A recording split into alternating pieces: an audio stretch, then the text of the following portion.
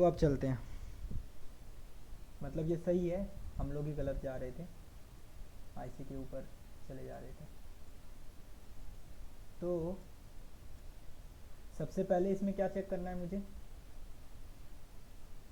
6 number, second number, third number, है ना। LDO3 तो बनता नहीं है इसमें, LDO3 या तो यहाँ का यूज़ किया जाएगा या तो LDO3 इसे आगे ले जाके बनाया जाएगा। एक बार इसको कॉपी एंड पेस्ट करते हैं, क्या इसको आगे कहीं पे LDO मतलब 3.3 वोल्ट बनाया गया है या नहीं बनाया गया है। अगर नहीं बनाया गया तो बहुत अच्छी बात है, बनाया गया तो हमें चेक करना होगा। यहाँ पे तो नहीं बनाया है, इधर भी नहीं बनाया है, एक्स्ट्रा LDO लगा के मतलब कहीं नहीं जा रहा, मतलब कॉइल के ऊपर वोल्टेज हमें मिलनी चाहिए, जो कि इस बोर्ड में मिल नहीं रहा। तो चलते हैं चेक करते हैं स्टेप बाय स्टेप, तभी कुछ कंफर्म हो पाएगा।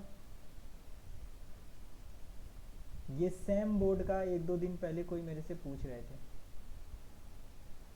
मैं ग्रुप में एक बार भेज देता हूँ इसका लिंक, अगर कोई जगह होंगे तो ज्वाइन कर सकते हैं, क्योंकि ये सेम प्रॉब्लम कोई पूछ रहे थे मेरे से जस्ट रिसेंट में।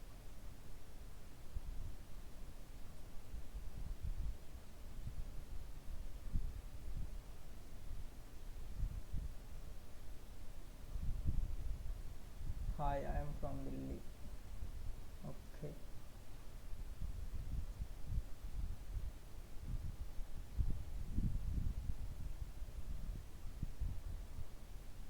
एडवर्टाइजमेंट नहीं, ग्रुप में पर्सनल मैसेज कीजिए। चलिए, तो बंद करते हैं सब कुछ, इसे भी हटाते हैं, इंक्रिप्ट हो चुका है। आते हैं इसके ऊपर, इसको भी हटाते हैं यहाँ से, स्विंग टू। ओके, कनेक्टर भी मैंने निकाला था, इसका कनेक्टर कनेक्ट करते हैं।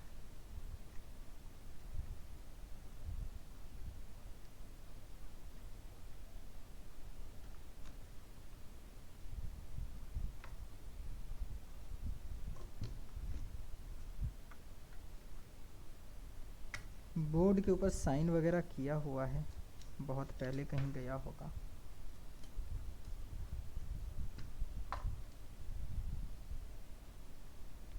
तो ये है इसका स्टेप डाउन आईसी, हल्का सा लग रहा है, फोकस करने की ज़रूरत है इस पर।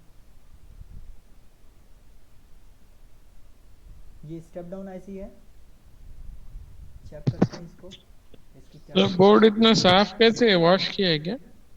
नहीं नहीं, वॉश नहीं किया। ये जो वेबकैम है ना, अगर इसको लाइट पे फ़र्क पड़ता है, अगर लाइट देखिए, अभी ऐसा इफेक्ट है, अभी मैं लाइट को कम कर देता हूँ, मैंने लाइट कम कर दिया, देखिए और क्लीन दिखने लगा।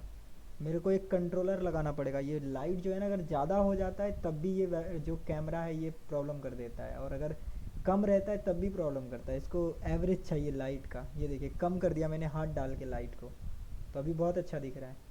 अभी ये कुछ ज़्यादा वाइट आ गया, लाइट का फ़र्क पड़ रहा है इसको। ये अगर बोर्ड को ऐसे कर दूंगा तो कुछ ज़्यादा क्लीन नहीं दिखता, ऐसे ज़्यादा सही दिखता है, अभी ज़्यादा सही दिख रहा है।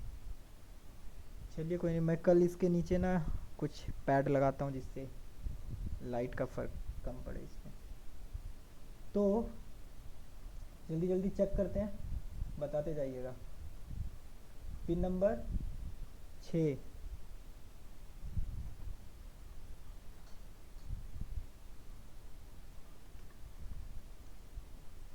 कनेक्ट, पावर दे दिया है मैंने। पिन नंबर 6 पे चेक करना है ना, 1, pin number 7, pin number 6,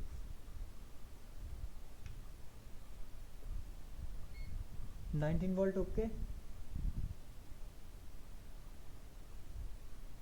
pin number 6 19 volt okay. अब हमें चाहिए अनेबल LDO पिन नंबर 4, 1 2 3 4 आ रहा है।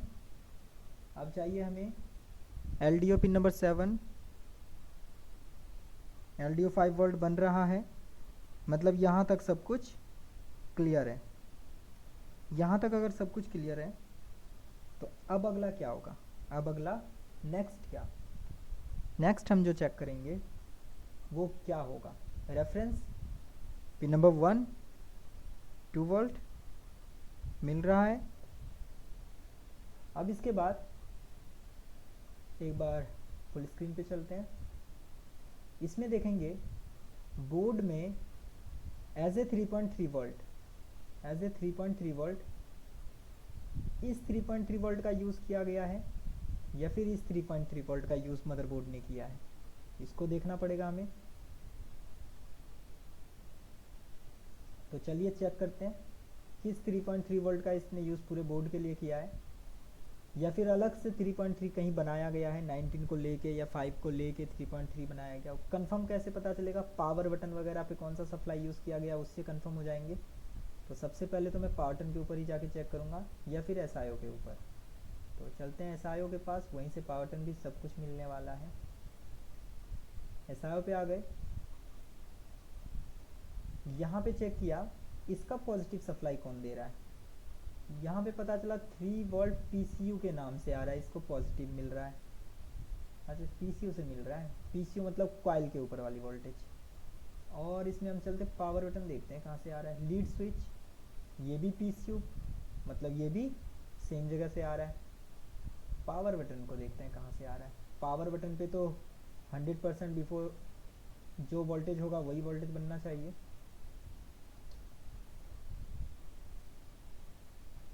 ढूंढो ढूंढो ढूंढो power button power button power button power button, कहाँ है पावर बटन? दिखा था क्या? ये रहा एनबीएस ऑन। इसको सर्च करेंगे और चले जाएंगे अपने पावर बटन के कनेक्टर पे। हमें देखना है पुल अप क्या हो रहा है, कौन सा सप्लाई। कॉइल वाला अगर हो रहा होगा तो कॉइल पे वोल्टेज बननी चाहिए। वाओ, एसआईओ खुद ही इसको पुल अप करेगा, एक्सटर्नल पुल अप नहीं है, एसआईओ इसको इंटरनली खुद ही पुल अप करेगा। तो इस तरह से अगर अभी हम समझें तो कहीं ना कहीं यही मेन सप्लाई है जिसके ऊपर सारी चीज़ें डिपेंड कर रहा है। अब इसको ढूंढते हैं ये कहाँ से बन रहा है। क्या ये कहीं बीच में कोई ऐसा कंपोनेंट कोई एलडीओ लगाया है जो 5 को लेके 3.3 में रेगुलेट कर दे, मतलब इसका बर्थ प्लेस क्या है, या फिर कॉइल से बन रहा है। अगर कॉइल से बन रहा है तो ये पहले बनना चाहिए। यहाँ पे देखिए कहाँ से बन रहा है, कॉइल से। कॉइल पे बन रहा है ना, मतलब बिफोर पावर बटन ये अनेबल होना चाहिए। बिफोर पावर बटन हमें यहाँ पे सप्लाई मिलनी चाहिए। एक बार इसके अनेबल के लॉजिक को देखते हैं कैसे है। यहाँ पे आए, विन हो गया, एलडीओ हो गया, एलडीओ अनेबल हो गया, रेफरेंस हो गया, यहाँ पे रेफरेंस, इतना ख़त्म। अब इसके बाद अगर हमें इस सर्किट को चलाना है तो अनेबल की ज़रूरत पड़ेगी। यहाँ पे एक अनेबल है, नीचे की ओर मैं गया, लिखा है 5 वोल्ट एलडीओ, मतलब 5 वोल्ट एलडीओ से ये कनेक्टेड है, लेकिन यहाँ पे एफ भी मार्क किया गया है, खैर कोई नहीं, 5 वोल्ट से कनेक्टेड है। एक और यहाँ पे पिन नीचे लाया और इसको पिन को कनेक्ट कर दिया शटडाउन के नाम से। अगर इस शटडाउन ने इसे लो किया तो कभी भी अनेबल नहीं हो पाएगा। शटडाउन कहाँ से आता है? थर्मल से, थर्मल से रिलेटेड रहेंगे ना ये। अब इसके बाद इधर की ओर गए, इधर है 5 वोल्ट अनेबल। 5 वोल्ट अनेबल को ढूंढते हैं कैसे अनेबल होगा। ये होगा S5 ऑन से। अब ये S5 ऑन कौन देता है? एसआईओ। एसआईओ कब देगा? जब एसआईओ को सप्लाई मिलेगा। एसआईओ को सप्लाई मिलेगा तभी तो एसआईओ देगा। एसआईओ को सप्लाई कहाँ से मिलेगा? यहाँ से। मतलब मेरे लिए ये अनेबल मतलब इसका सप्लाई बनना ज़रूरी है। जब ये बनेगा तब यहाँ से एसआईओ को सप्लाई जाएगा, और एसआईओ को जब सप्लाई जाएगा तभी वो S5 ऑन दे के ये वाला अनेबल करेगा, मतलब 5 वोल्ट को अनेबल करेगा। कुछ इस तरह से लॉजिक है। अब मेरे लिए सबसे मेन है 27 नंबर का स्टेटस क्या है, ये मेरे लिए सबसे मेन पॉइंट है। तो 27 पे चलते हैं और उसे चेक करते हैं। अगर आप कनेक्टेड हैं, मैं एक बार उनको देख लूँ, उनको मैं पर्सनली मैसेज भी कर देता हूँ, क्योंकि उनके पास सेम बोर्ड है, उन्होंने आईसी वाईसी सब चेंज कर लिया। अभी सेम बोर्ड पे हम लोग चल रहे हैं। अगर वो ज्वाइन कर जाते हैं तो अच्छी बात है। मेरे ख्याल से अभी जगह ही होंगे, वो भी ज़्यादा रात को ही काम करते हैं। कनेक्ट हो गए हैं क्या? कनेक्ट तो नहीं हुआ, और तो डिसकनेक्ट ही हो गए हैं। एक सेकेंड, मैं उनका नाम बोल रहा हूँ लेकिन आईडी से पहचान जाऊँगा। हाँ, राणा जी।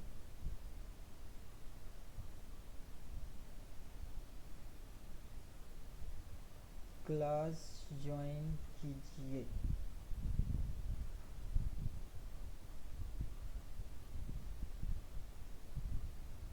कनेक्टेड हैं क्या आप?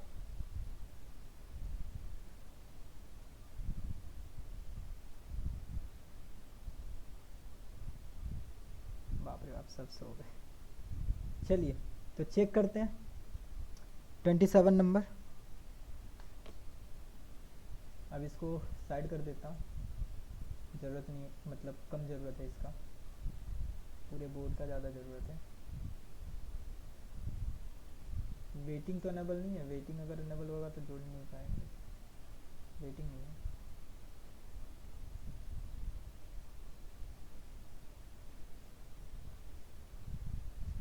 पिन नंबर 27, टोटल पिन 32, इधर से 25 है, यहाँ पे 32, 25, ये 30, 29, 28, 27, 27, PR118। ये PR118 जो है ये मुझे दिख रहा है, ये PR118, तो मैं इसी पे चेक कर लेता हूँ। आप भी देख पा रहे होंगे PR118 यहाँ पे लिखा गया है, PR118। तो इस रजिस्टर पे यहाँ पे मैं चेक कर रहा हूँ, अनेबलिंग बहुत कम नहीं लग रहा। अनेबलिंग को देखिए 1.8 है, कम नहीं लग रहा 1.8। एक बार चेक करते हैं इस पर किया क्या गया था। लिखा है 5 वोल्ट, इसके ऊपर आएगा PR264 से, PR264 से।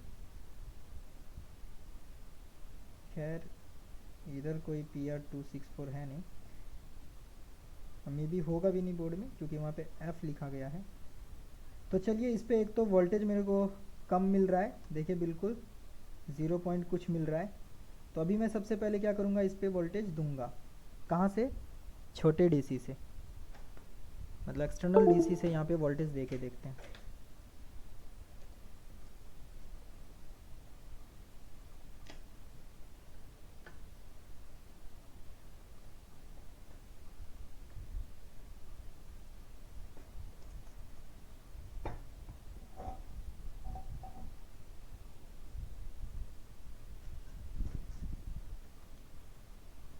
अभी वोल्टेज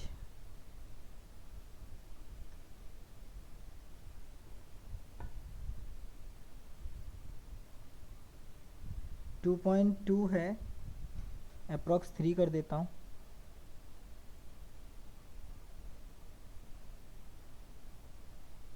थ्री पॉइंट टू है, देते हैं इसके ऊपर।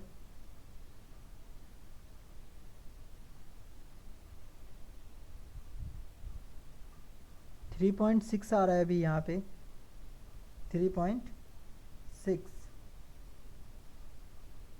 तो डीसी 8 दिखा रहा है, लगभग अप्रॉक्स 8 लिख के आया है डीसी में। अभी चेक करते हैं इसके आसपास का स्टेटस क्या है। 2 वोल्ट रेफरेंस मैं भी चेक कर सकता हूँ। बोर्ड ऑन भी हो गया, देखिए पावर बटन मैंने प्रेस किया, बोर्ड मेरा ऑन है बिल्कुल। फैन नहीं चल रहा, पता नहीं कनेक्टर साइड लूज़ होगा। एक बार चेक कर लेता हूँ सच में बोर्ड ऑन हुआ है या नहीं। देखिए 1.5 वोल्ट बन रहा है, 1.5 वोल्ट रन भी बन रहा है। यहाँ पे सीपीयू का सप्लाई शो तो नहीं कर रहा, हाँ बन रहा है, मतलब सब बन रहा है। प्रॉब्लम किसका है? ये शट डाउन वाले पिन का, मतलब थर्मल सेक्शन का। तो अभी क्या किया जाए, बोर्ड जो है वो ऑन तो हो चुका है, अब किया जाए। या तो मेरे पास ऑप्शन है मैं इसको निकाल के रख दूं तो वो परमानेंट हो जाएगा, या फिर मैं इसको बैक ट्रेस करूं और शट डाउन के सेक्शन को जाके चेक करूं। तो आप चाहें तो बाईपास कीजिए, चाहें तो सर्किट के अकॉर्डिंग जाइए, जो आपको सही लगे वो कीजिए। देखते हैं यहाँ पे, देखिए क्या है ये, शट डाउन का पिन। इसके बारे में पहले भी मैंने एक वीडियो में बताया हुआ है। ये क्या करता है, यहाँ पे थर्मल सेंस का, ये थर्मल प्रोटेक्शन के लिए है। इसका काम है यहाँ पे सेंसिंग करना। ये क्या है, स्टेप डाउन का रेफरेंस, स्टेप डाउन का रेफरेंस है ना, 2 वोल्ट। यहाँ पे देखिए बहुत सारा एनटीसी लगा हुआ है, एनटीसी एनटीसी एनटीसी एनटीसी। इसमें से एक भी एनटीसी अगर डैमेज हुआ है ना, एक भी एनटीसी डैमेज हुआ, ये क्या करेगा, इसको ग्राउंड कर देगा। क्या करेगा, ग्राउंड कर देगा।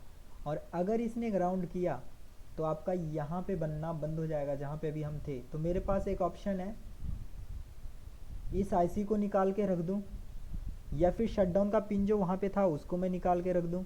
दोनों सोल्यूशन मेरे लिए काम करेगा, दोनों मैं करूँगा, दोनों मेरे लिए सक्सेस है।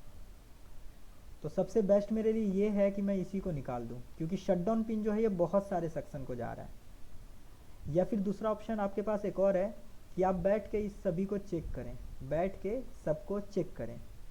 अगर आपके पास टाइम है और आप पेशेंस है तो चेक कीजिए, अदरवाइज़ इसको निकालिए।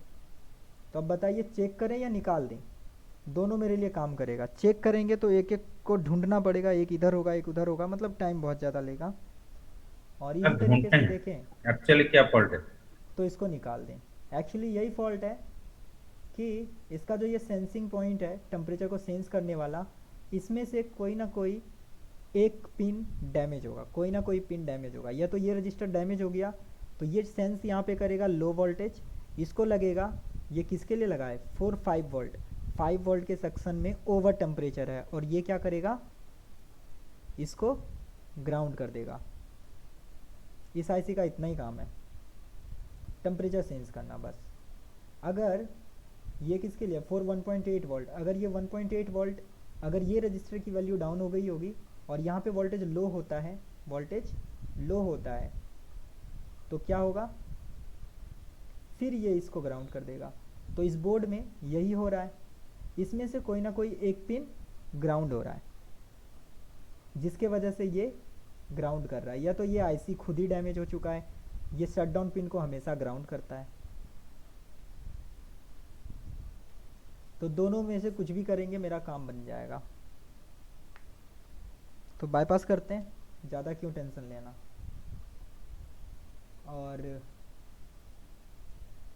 एक और हो सकता है, वो ये कि मैं यहाँ पे एक 20 ओम 30 ओम का रजिस्टर लगा के, इस एलडीओ पिन देख रहे हैं, ये एलडीओ इसका यहाँ कैपेसिटर के ऊपर, एलडीओ के साथ एक रजिस्टर लगा के यहाँ पे लगा दूँ, वो भी मेरे लिए काम कर जाएगा। मतलब 5 वोल्ट यहाँ पे इंजेक्ट होता रहेगा तो शटडाउन नहीं लेगा। एक बार देखते हैं, इस रजिस्टर को हटाते हैं, अगर आईसी को हटाते हैं, आईसी हटाने से काम बन गया तो ठीक है, नहीं तो यहाँ पे हमें वोल्टेज डालना पड़ेगा अनबलिंग के लिए। लीकेज हो रहा होगा, कहीं पे ड्रॉप हो रहा होगा, जहाँ जहाँ ये शटडाउन जा रहा है वहाँ पे देखिए शटडाउन बहुत जगह जा रहा होगा, यहाँ पे भी आ रहा है शटडाउन, आ रहा है ना। अगर ये शॉर्ट है, ये शॉर्ट है, तब भी प्रॉब्लम हो जाएगा शटडाउन का। और कहाँ जा रहा है शटडाउन, यहाँ पे आ रहा है। अगर ये शॉर्ट है, इसमें लीकेज है, तब भी शटडाउन सिग्नल बनेगा, तब भी प्रॉब्लम आएगा, है ना। यहाँ पे KU1 अगर ये शॉर्ट हो गया या इसमें लीकेज आ गया तब भी प्रॉब्लम आएगा। तो मेरे को तो पहले आईसी हटा के देखना होगा, अगर कहीं से प्रॉब्लम, ये भी डैमेज होगा तब भी प्रॉब्लम आएगा। तो जहाँ जहाँ ये शटडाउन जा रहा है, ये शटडाउन अगर ग्राउंड हुआ तो पूरा सिस्टम बंद। तो मेरे लिए सबसे ईजी है शटडाउन को बंद ही ना होने दें, आईसी को भी हटा दूंगा और स्टेप डाउन आईसी के साथ इसकी कनेक्टिविटी भी ब्रेक कर देंगे। ये कनेक्टिविटी भी ब्रेक कर देते हैं और आईसी को भी निकाल देते हैं, शटडाउन कर ही नहीं पाएगा फिर कभी इसको। एक और बोर्ड था अपने पास आया था पहले ही सोनी का, उसमें भी सेम कंडीशन थी, याद है तो आप लोग को दिखाया भी था मैंने। तो अभी फ़िलहाल पहले रजिस्टर, ये नया ट्विजर अभी जस्ट मैंने निकाला है, टेढ़ा हो गया, कौन करता है इसे। 100 का ट्विजर खरीदो चाहे 2000 का खरीद लो, टेढ़ा तो हो ही जाएगा। इसीलिए पता है मैं टेस्टिंग के लिए 20 रुपये वाला ट्विजर देता हूँ, जो मॉस्फेट वगैरह जो स्टूडेंट निकालते हैं उनको 20 रुपये वाला 15 रुपये वाला ट्विजर यूज़ करना है। स्टार्टिंग में बहुत ट्विजर डैमेज होता है। हाँ, जब आप आईसी निकालने लगोगे, रजिस्टर निकालने लगोगे, तब प्रोफेशनल ट्विजर चाहिए, मतलब 70 रुपये 80 रुपये वाले ट्विजर मिनिमम। या फिर हॉकी का लेंगे तो वो 100 रुपये पड़ जाता है, 70 रुपये के आसपास। तो चलिए ये टेम्परेचर जो है इसको देखते हैं, इसको निकालेंगे, 18 को निकाल देते हैं। लाइट है, लाइट तो है।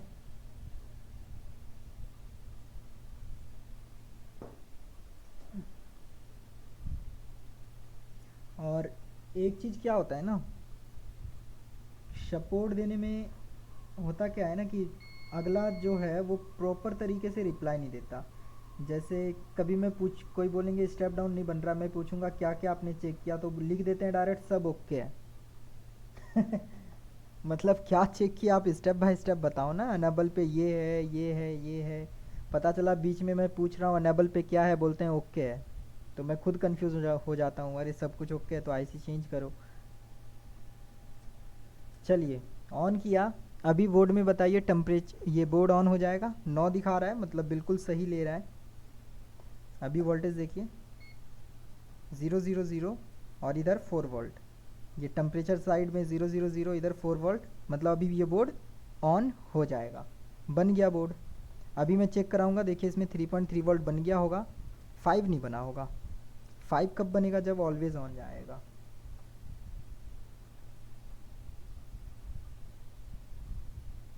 यहाँ पे आए, ये टेढ़ा रखते हैं बोर्ड तो को तो बहुत क्लीन दिखता है।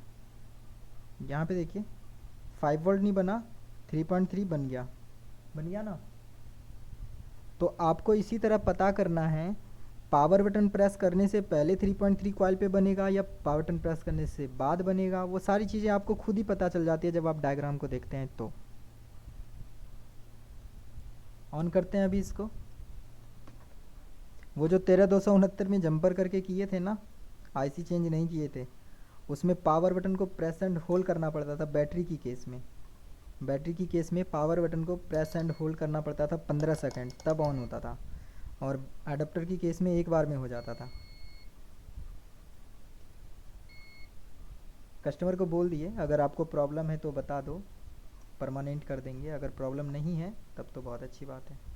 फ़ैन मेरे ख्याल से नहीं चल रहा है इसका, अब पता नहीं, देख लेता हूँ सप्लाई वगैरह, क्योंकि फ़ैन घूम नहीं रहा। ये फ़ैन कनेक्टर, ये है फ़ैन कनेक्टर। चेक करते हैं सप्लाई वगैरह।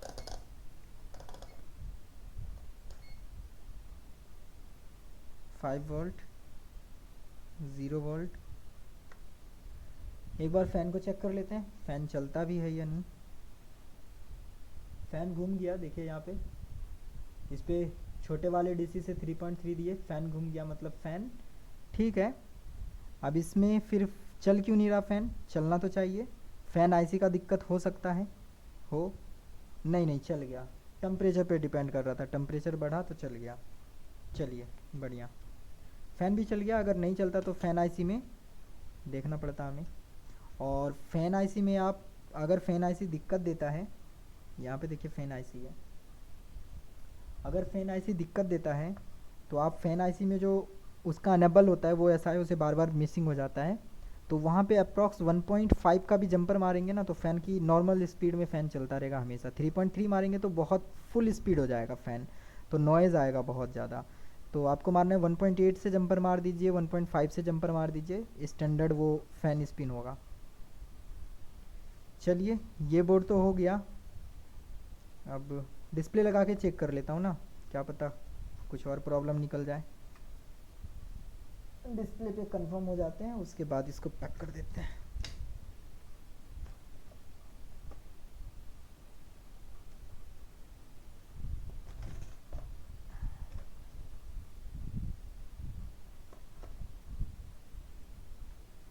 Hello sir. हाँ बोलिए।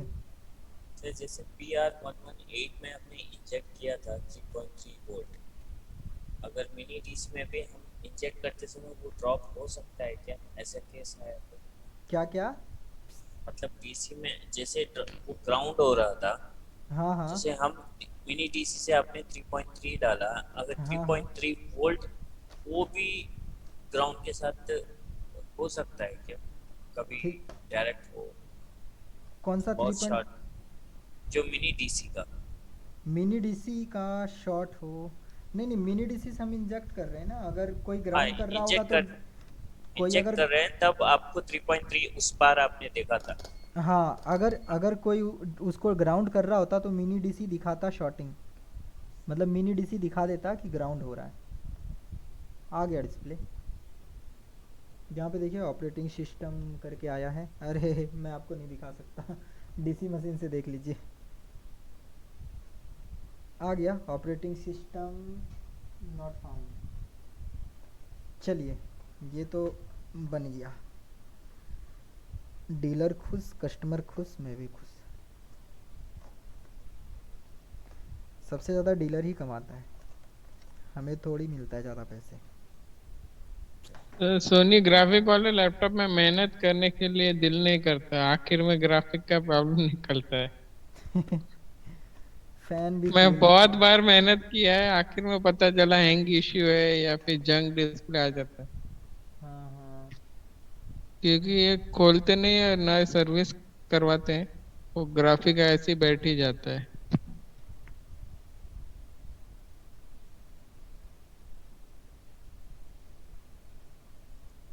वही है, step by step trouble shoot करते जाइए तो बहुत इजी लगेगा रिपेयरिंग। सर अगर स्क्रीन नहीं है तो इसको ऑसिलोस्कोप पे कैसे पता चलता है डिस्प्ले है? कनेक्ट करके दिखा देते हैं आपको। यूएसबी पोर्ट से कुछ कनेक्शन होता है क्या? नहीं, यूएसबी का जैसे ही आप ऑसिलोस्कोप को किसी डिवाइस से कनेक्ट करते हैं तो वो दिखाता है ना, कंप्यूटर कनेक्टेड टू पीसी करके, तो वो लिख के आ जाएगा।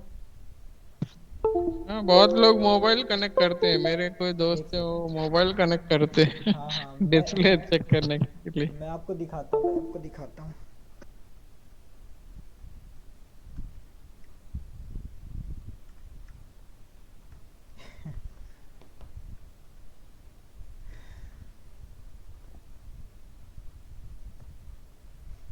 मेरे को क्या करना पड़ेगा,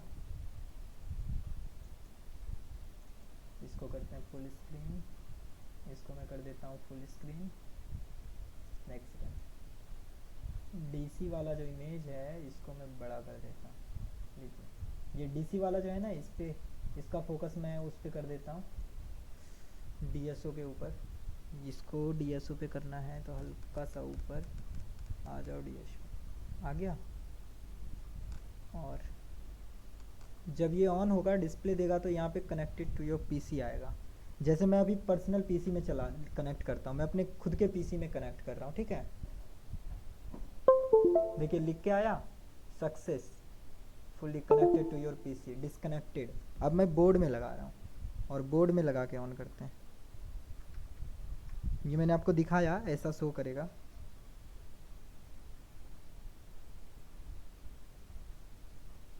ऑन हो गया, वेट करते हैं जब लिखाएगा तो फोकस दीजिए। आ गया लिख के, देखा आप लोगों ने, आगे चला भी गया। मैं भी डिस्कनेक्ट कर रहा हूँ, फिर से आप लोग देख पाएंगे। देखिए, USB device disconnected, USB device connected to your computer, ठीक है। यही दिखाता है डीएसओ। लेकिन सर यूएसबी पे अगर सिग्नल आ रहा है और न्यूमलॉक भी ऑन ऑफ हो रहा है तो जरूरी नहीं है ना डिस्प्ले हो बोर्ड में।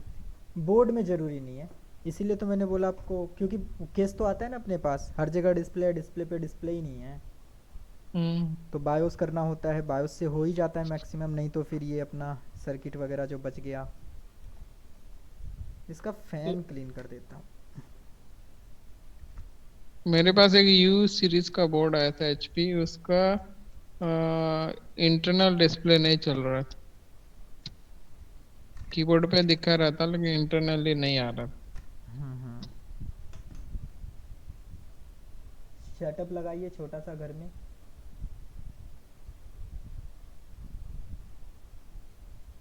डेली नहीं देंगे टाइम, फिर भी, क्योंकि आप लोग भी थक जाएंगे इतना देर जग गए, फिर कल आपको ऑफिस भी जाना है, बहुत ज़्यादा नहीं हो सर, जाता है। नहीं नहीं, मेरे लिए तो नॉर्मल है, मेरे क्योंकि लिए तो इंडस्ट्री।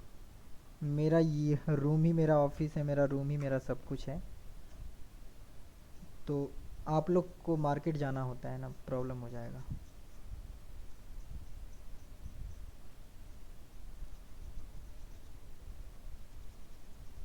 फैन को क्लीन कर ही लेते हैं।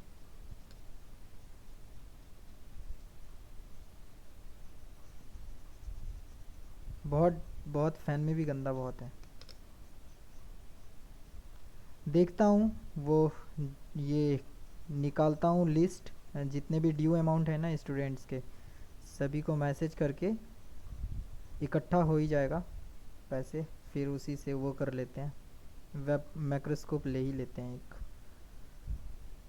फ़िलहाल मैंने कुछ पार्ट्स ऑर्डर कर दिया बहुत ज़्यादा कॉस्ट का, फ़ैन कीबोर्ड वगैरह वगैरह, उसी में इन्वेस्टमेंट हो गया। लॉकडाउन में सारा आउट ऑफ स्टॉक कर गया ना। यहाँ पे डीलर से लेते हैं, बाप रे बाप, ज़मीन आसमान एक हो जाता है पैसे में, बहुत महंगा मिलता है यहाँ पे। तो मैंने एक लिंक शेयर किया था माइक्रोस्कोप का, देखा था आपने? हाँ विश हाँ, वाला। देखा देखा देखा था। तो बहुत सस्ता दिख रहा है इसमें। हाँ वो सिर्फ ये कैमरा का प्राइस है ना, कैमरा और एक उसमें लेंस था लगा हुआ। फिर मैं उसमें सोच रहा बूम हूँ, बूम स्टैंड नहीं है ना? हाँ सोच रहा हूँ बूम स्टैंड वाला ही ले लूँ, थोड़ा सा ज़्यादा पैसा लगेगा लेकिन ले ही लेता हूँ। उससे क्या होगा ना कि जो मैं चेक करता हूँ इसकी क्वालिटी कुछ ज़्यादा अच्छी दिखेंगी, उसको मैं फिर एज ए वीडियो उसको मैं रख सकता हूँ अपने पास। ये सब वीडियोस मैं नहीं रख सकता ज़्यादा दिन अपने पास, मतलब इसमें उतनी ज़्यादा क्वालिटी नहीं आता जो चाहिए।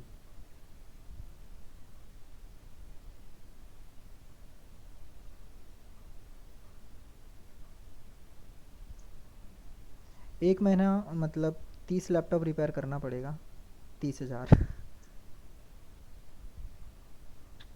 मिनिमम 25 तो लैपटॉप। मैं मानता हूँ कि लड़ाई करना है तो तलवार में धार होना ही चाहिए, बगैर धार के हाँ वो तो है। तलवार से लड़ाई नहीं होती। नहीं तो पता चला जोश में गए और कुछ हो ही नहीं पाया। जब सामान ही नहीं होगा तो लड़ाई कैसे करेंगे। युद्ध से पहले करते थे ना महाराज लोग तैयारी, एक महीना पहले से ही। वही वाली है। हाँ जब मेरे को पार्ट्स मतलब रिपेयर करके ही पैसे कमाने हैं तो फिर इसमें इन्वेस्टमेंट करने में डरना क्या। ऐसा तो है नहीं कि आलतू फालतू इन्वेस्टमेंट है, वो रिटर्न तो आपको देगा ही। तो अली बाबा पे बहुत सस्ता है। क्या बताएं, मोदी जी ने क्या कर दिया है, बंद अपना तो आ रहा है, जितना भी। 25-26 दिन के बाद आ रहा है मटेरियल। नहीं, इंडिया डालता हूँ तो एरर मार देता है, सिलेक्ट करता हूँ ना India, ship to India, error दे देता है। मतलब से खुद नेहरू गम प्लेस में तो सब मटेरियल आ रहा है चाइना से, ये लोग दबा नहीं के नहीं, रखे हैं। आता है लेकिन वो उसके थ्रू आता है ना, डायरेक्ट सेलर के थ्रू, वेबसाइट जो अली बाबा के थ्रू आएगा। लेकिन उसमें रिस्क थोड़ा सा ज़्यादा रहता है कि आप किसी के पर्सनल अकाउंट में पैसे भेजते हो। मतलब वही बात हो गई, अमेजोन से ख़रीद रहे हैं तो थोड़ी सी गारंटी है कि भाई और प्रोडक्ट सही मिलेगा, नहीं तो रिटर्न हो जाएंगे पैसे। डायरेक्ट आप किसी से ले रहे हो फ़ोन पे बात करके तो 90% लूट के भाग गया, क्या करेगा पता नहीं। तो किसी के साथ हुआ नहीं। मतलब खुद गवर्नमेंट का खुद प्रोजेक्ट, मतलब हाल फिलहाल में चाइना को देता है टेंडर, और आम पब्लिक के लिए चाइना से लेंगे तो क्या बताएं, कुछ भी नहीं। मैं खुद आईसी लेता था, इतना सस्ता मिलता था बाप रे बाप। अभी उसी अली चीज़ का, एक्सप्रेस पे ना? अली एक्सप्रेस में गारंटी रहता था ना कि प्रोडक्ट आपको गलत नहीं जाएगा, गलत जाएगा तो आपको रिटर्न मिलेगा। अब मैं डायरेक्ट अली बाबा पे जाके सेलर से बात कर लूँ, और सेलर पहली बात तो एक दो पीस ऑर्डर लेता नहीं है, उसको बल्क में चाहिए। अब बल्क में ऑर्डर किए, पेमेंट ट्रांसफ़र कर दिया, अब वो पेमेंट का भेजेगा नहीं भेजेगा उसका गारंटी कोई नहीं ले रहा ना बीच में। फिर अली बाबा गारंटी तो लेता था, अली सेलर अली कुछ एक्सप्रेस। नहीं। हाँ अली एक्सप्रेस, क्या करें। अब वही ऑप्शन है, नेपाल मंगाओ, नेपाल से फिर उठा के लाओ, वही करूँगा। तो अपने स्टूडेंट है ना कोई नेपाल में? हाँ हाँ है, नेपाल ही मंगाएंगे, नेपाल मंगाएंगे, नेपाल से फिर यहाँ मंगाएंगे। आ रहा है 2-3 दिन में, एक नेपाल से आएंगे, 2 लड़का आएंगे। छोड़िए इसको, अब मैं सुबह पैक करता हूँ, अभी नींद जैसा लग रहा है। तो दूसरा नहीं खोल रहे क्या, एचपी वाला? चलिए 12 1 बजा है ना, खोल ही लेते हैं उसको भी। हाँ वो भी कल देना ही पड़ेगा, अभी कर लेंगे तो सुबह चैन से सोऊंगा, नहीं तो जगना पड़ेगा। कमर्शियल है ना ये, तो इसको पार्ट 2 कर देते हैं।